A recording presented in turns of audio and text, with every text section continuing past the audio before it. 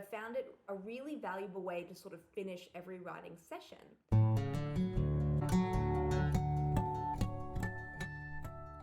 Hello everyone and welcome back to my channel. My name is Tara East. I'm a writer, blogger, YouTuber, and the author of the mystery novel Every Time He Dies. Now, this week's video is going to be a little bit short because I thought it might be useful to just share with you the way that my process has changed for the zero draft of my latest manuscript. So just for a little bit of background, before I started working on this particular manuscript officially, I spent about a month brainstorming various ideas for the plot and setting. I didn't really create a strict outline the way you would think of one. Chapter 1, list 4 scenes, list the 4 things that will happen in each scene. I didn't create that kind of outline, but I did spend a lot of time really thinking about what I would like to see happen in the novel. And then I came up with a handful of really specific turning points and events.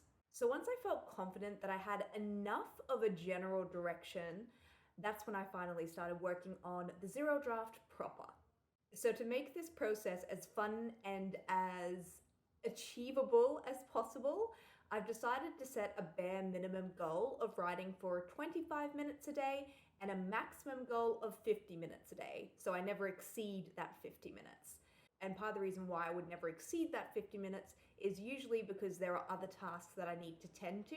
So I really only have that 30 to 50 minutes a day to do my writing. So rather than working from an outline, I've been writing intuitively towards the few significant events that I came up with. But I'm also allowing myself to remain open to discovering new possibilities and new ideas which could emerge while I'm actually writing in real time. By opting to only write for a very small amount of time, it's way more likely that I'll actually be able to sit down and get some writing done that day. And it makes it much more possible for me to create a consistent habit in this way. This is also particularly important because I'm not working from an outline. By writing every day, it is so much easier for me to pick up from where I left off yesterday. I don't have to spend any time re-familiarizing myself with the story because a week or a month has passed between sessions. Before I finish writing each day, I just take a few minutes to write down what will happen next or to brainstorm several options that I can choose from the following day.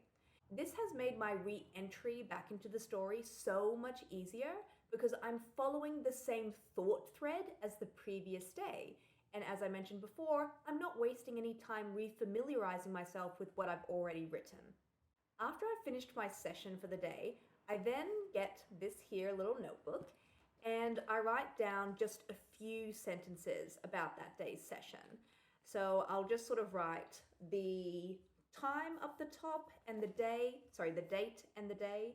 And then I literally just write how many words I did for the day and any sort of general thoughts or reflections on how I felt about that particular writing session.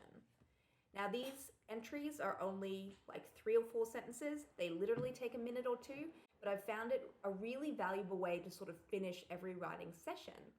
And the reason why I've been doing this is so that I can keep a record of all of the questions and uncertainties that come up during the drafting process. So I recently finished a manuscript that I've been working on for 3 years. And because books get easier the closer you get to finishing them, it becomes very easy to trick myself into thinking that the last book was good and it worked, but this new book, it's broken, it's wrong because it's so hard. So I'm obviously doing it incorrectly. By looking back on the process journals from the last book, I know that's not the case. When I first started working on that book, I was also filled with the same uncertainties and doubts. I've also decided to take the pressure off when writing this first draft.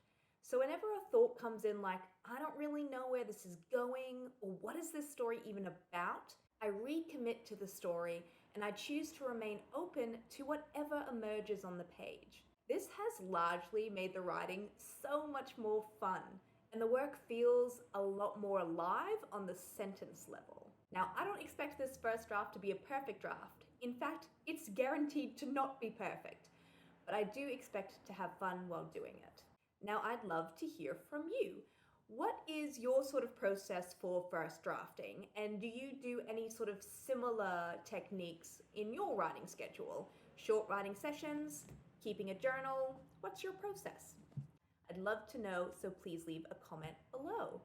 Now, if you'd like even more writing advice, you can of course check out the other videos on this channel, or you can go to taraeast.com and dive into the archives. While you're there, please consider joining my email newsletter.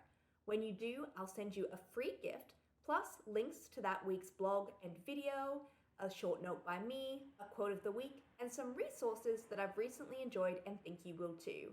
And this newsletter will arrive in your inbox every single Thursday morning. Thank you so much for being here. I really appreciate it. Stay safe, stay calm, and keep writing because the world actually does need more books.